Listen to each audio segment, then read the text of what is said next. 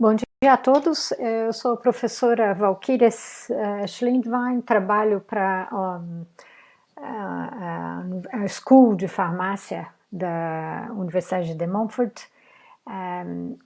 Eu sou professora titular em Pharmaceutics.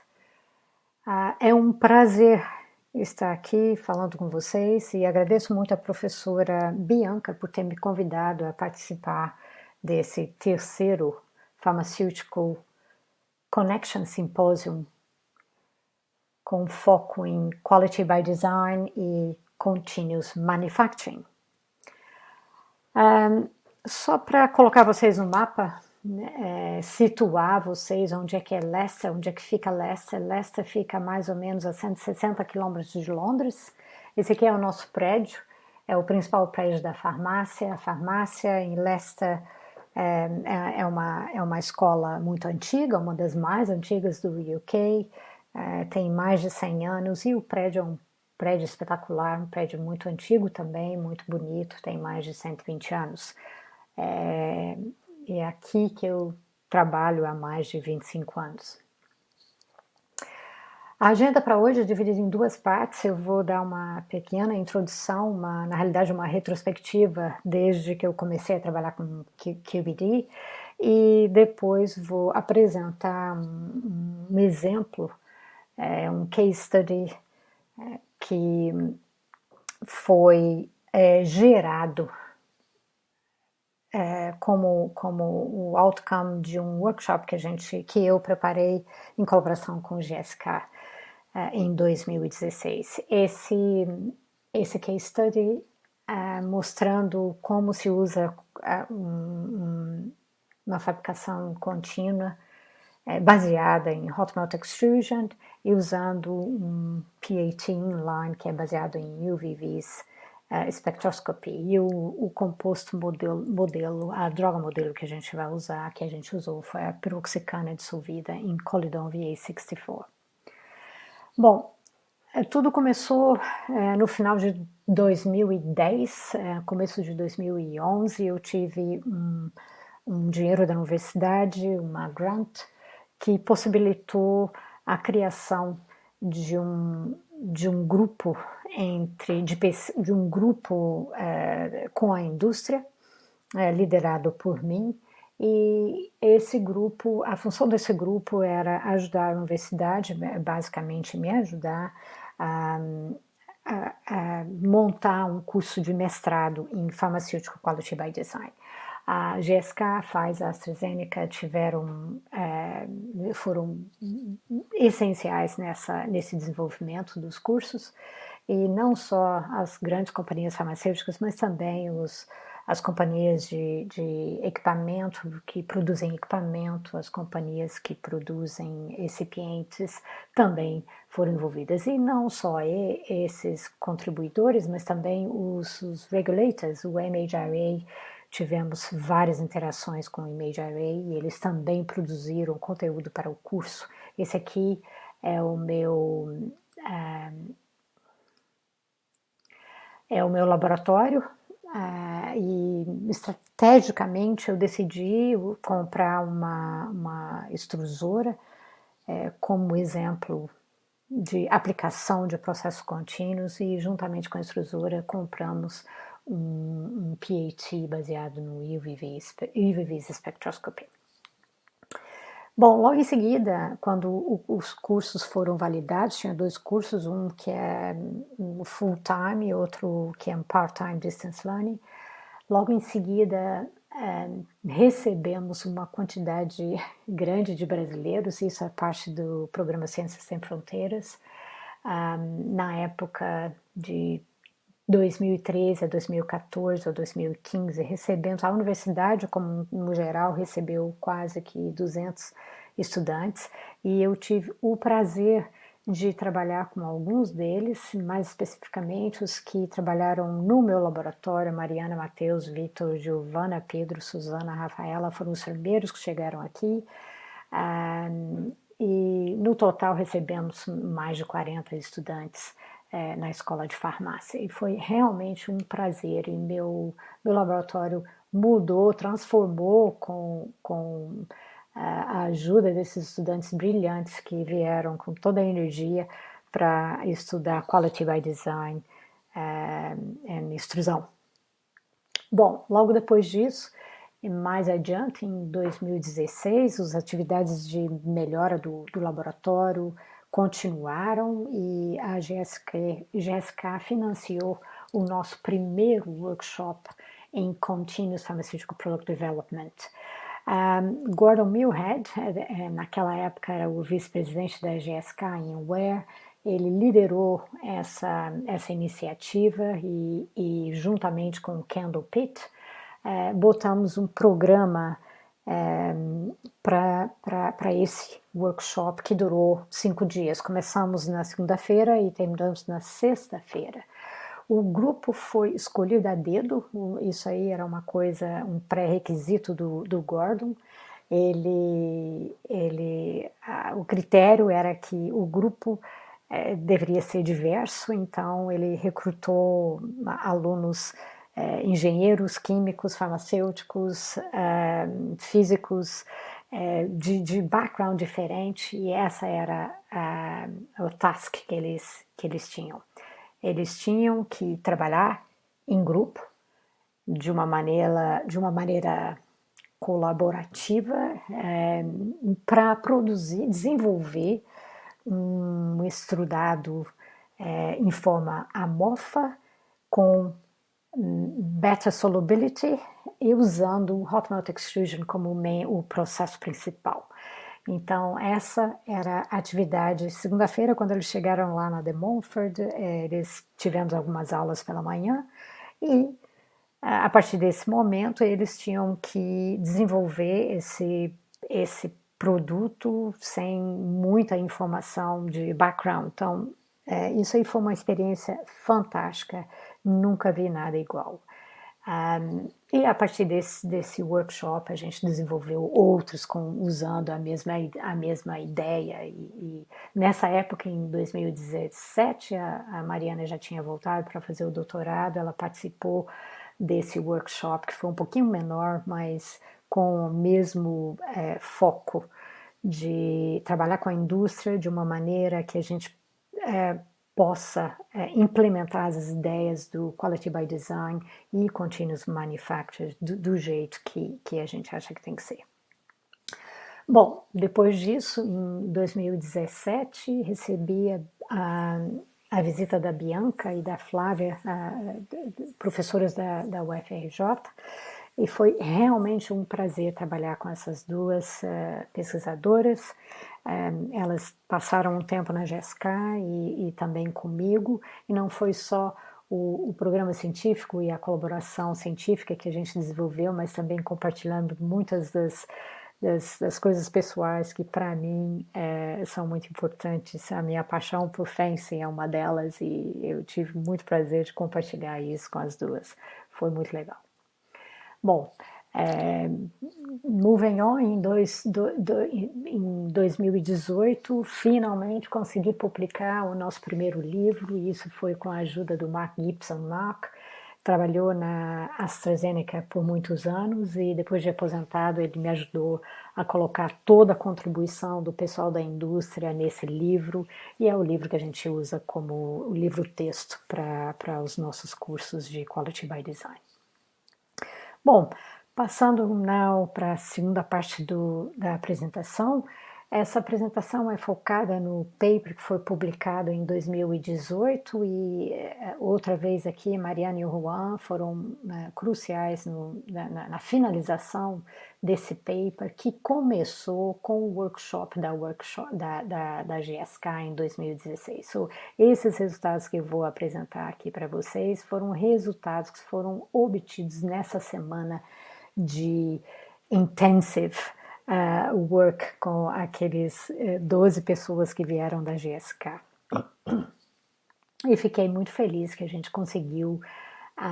O objetivo disso era exatamente isso, de mostrar que adotando práticas que são alinhadas com o QBD e usando ferramentas que favorecem a agilidade, né, no desenvolvimento na fase early stages de development foi o objetivo desse paper, né? É possível acelerar o desenvolvimento de produto e fabricação de produto se a gente trabalha de uma maneira diferente, usando esses princípios e essas ferramentas.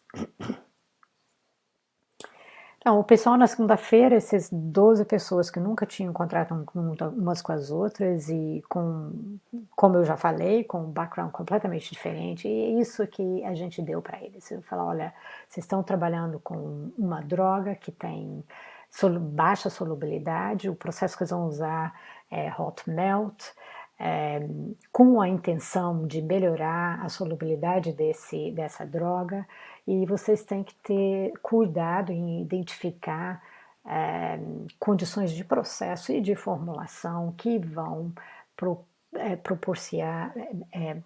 proporcionar a fabricação de um produto que é estável e com o cuidado de sempre lembrar que esse tipo de processo pode gerar produtos indesejáveis de decomposição, por exemplo. E piroxicana é um API, é uma droga que tem propensão a decompõe logo após a fusão, a temperatura de fusão. Então, é um sistema que é baseado em compostos já conhecidos, mas não deixa de ser uma coisa que tem a sua complexidade, e a análise de risco tem que ser feita para, logo no início, ter certeza de que as decisões tomadas são as decisões certas que vão dar resultados esperados, né, no futuro. Então, a atividade do primeiro dia foi coletar todas as informações sobre a droga, a piroxicana, no sentido das propriedades físico-químicas, biofarmacêuticas e as condições de processo. Então, mesmo antes de entrar na metodologia do QBD, é preciso fazer um levantamento detalhado das propriedades biofarmacêuticas da droga que você quer formular num produto final. E, da mesma maneira, o mesmo raciocínio se aplica aos polímeros que vão ser usados. Nesse caso foi só um polímero, o sistema que a gente selecionou um sistema simples, um sistema binário, só da droga com o polímero. E nesse caso, o peso molecular do polímero, TG, as possíveis interações com o API são fatores importantes que têm que ser verificados, estudados e catalogados antes de se propor N condições de processo ou de formulação. O processo de fabricação que a gente usou, as duas unit operations principais eram a extrusora, que nesse caso é uma extrusora pequena, 16 milímetros, da Lystrit, e o PAT baseado no UV Spectroscopy que usamos nesse caso. Mas todo o processo, obviamente, de powders até o tablet, cada unit operation, eles fizeram um levantamento de risk analysis com um cuidado especial do processo relacionado à extrusão. Mas isso foi documentado durante o workshop. Então, olhando mais especificamente para o sistema que a gente usou, a extrusora, como disse, é muito pequena, só tem 3 blocos. Esses blocos podem ser aquecidos independentemente, e o UVV está aqui no final, na região da DAI, em configuração de transmissão. Então, a amostra passa entre os 2 probes e você mede o espectro em tempo real. Aqui só 2 amostras, 2 outcomes mostrando amostras completamente diferentes, por causa das condições de processo e formulação usada. No primeiro caso aqui, é uma amostra transparente, amarela, e no segundo caso uma amostra completamente opaca. E já de início já falo que a concentração aqui foi extremamente importante na modificação dessas condições, e que vou discutir a seguir. Bom, não é só por que não fazer uso das propriedades de cores. Se você vê na faixa do visível, seria interessante, a nossa droga é amarela, seria interessante ver com as modificações dos parâmetros e formulação, condições de formulação, como que esse B-star muda, porque ele é atribuído às diferenças de cores na faixa do amarelo para o azul. Foi um dos parâmetros que a gente olhou, e também olhamos, verificamos, medimos em tempo real a mudança da transparência da amostra, né? Amostras completamente transparentes têm um L-star grande, perto de 100%, e as amostras que são opacas, o valor do L-star cai dramaticamente. Então isso é uma coisa positiva que se pode fazer muito fácil, em tempo real, e não precisa de muita cálculo ou validação de calibração ou anything like that. So, isso é que o objetivo era de usar o inline PAT com essa intenção. Bom, olhando mais cuidadosamente, a gente começa sempre fazendo um scoping design, e esse aqui foi para testar condições que a gente chama de mild e condições que a gente chama de harsh conditions, extremes, né? Você vai em condições bem brandas até condições drásticas em termos de temperatura, concentração, solid feed rate e screw speed. E o que a gente verificou para as ranges que foram determinadas, ou que eles escolheram para fazer esse DOE fractional factorial, os resultados em relação às respostas que medimos, que foi no visível, na absorção de 680, e os valores da transparência das amostras, verificamos que para essas condições a concentração da amostra e a temperatura de processo eram os dois parâmetros mais críticos. Então, a partir desse momento, decidimos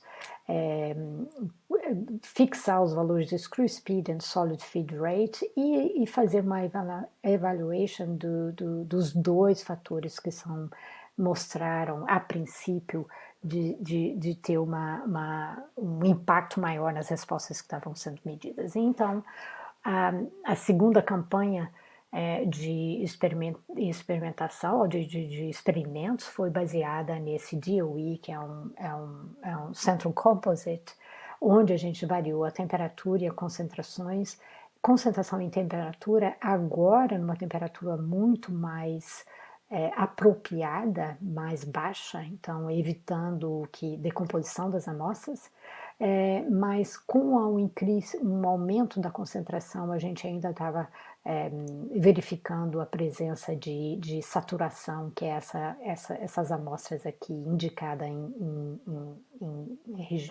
escuro, em cores mais escuras. E com esse DOE, uma coisa evidente era que, trabalhando a 20% de API, a temperatura a 140 não tem um impacto, obviamente, mas quando você muda a concentração para 30%, aí sim a temperatura se torna um fator muito mais importante e crítico nessa situação. Então, tem uma interaction que a gente fala entre concentração e temperatura, o que foi uma coisa interessante de descobrir. Então, com tudo isso, as observações que fizemos através do DOE-1, onde só uma amostra passou, as outras todas passou no sentido de o nosso limite aqui na faixa em termos da resposta que medimos de transparência, o L-star, o limite era 90%, então no DOE-1 só uma amostra passou, no 2, 4 amostras passaram e na verificação todas as amostras passaram. Então é uma evolução rápida, em uma semana a gente conseguiu coletar todo esses experimentos, os resultados, esse dado, que ofereceu a possibilidade de propor um design space com as condições de operação que iam favorecer a obtenção de amostras com uma característica prevista durante a formulação do QTPP no começo desse exercício, desse exercise. Então, mais uma vez, esses diagramas aqui, DOE1, 2 e verification, o que isso aqui significa é cada cor aqui é um spectrum. Então, isso aqui é em função do tempo, isso aqui é 0 minutes até 2 horas ou 3 horas, dependendo do DOE. Então, começamos com condições hash, onde a maioria das amostras pareciam dessa cor, obviamente a gente estava decompondo tudo. Já passando para o DOE2, conseguimos identificar claramente as regiões que não poderiam ser usadas como condições de processo e de formulação, mas claramente outras regiões onde a gente tinha extrudados de piroxicana totalmente dissolvida no polímero com uma estabilidade fantástica. E foram esses produtos que foram usados para a fabricação dos comprimidos a partir daí. Eu não vou mostrar os resultados dessa segunda parte do paper, mas isso foi feito também durante a semana que a gente estava fazendo esse workshop. E só para concluir com os experimentos aqui, uma das coisas interessantes desse PAT,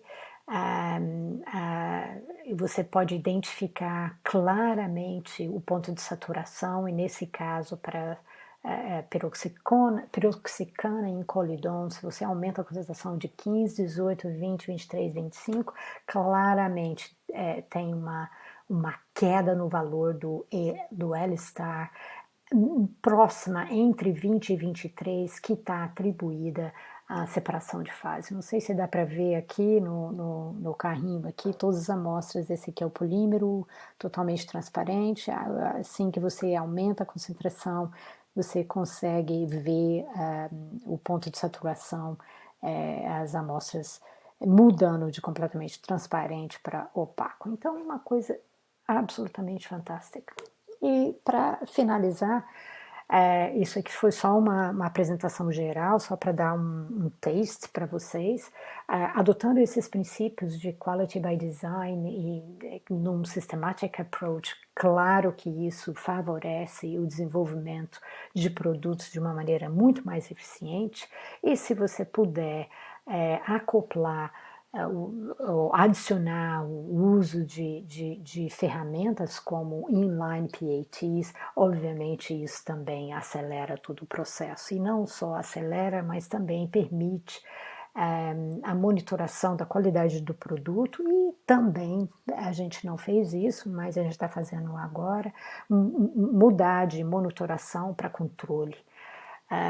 E também, obviamente, as ferramentas de estatística, usando multivariate analysis, DOEs, isso também facilita o desenvolvimento de produtos na etapa inicial de Research and Development. Eu espero que isso tenha criado uma motivação para vocês, para quem não ainda está envolvido nesse tipo de pesquisa ou desenvolvimento na indústria, espero que isso possa despertar interesse em vocês. Eu gostaria de agradecer as pessoas que estavam diretamente associadas com o desenvolvimento desse paper, Martin, Mariana e Juan, obviamente, Kendall, Andreas, Andy, Thorsten and Gordon. And thank you.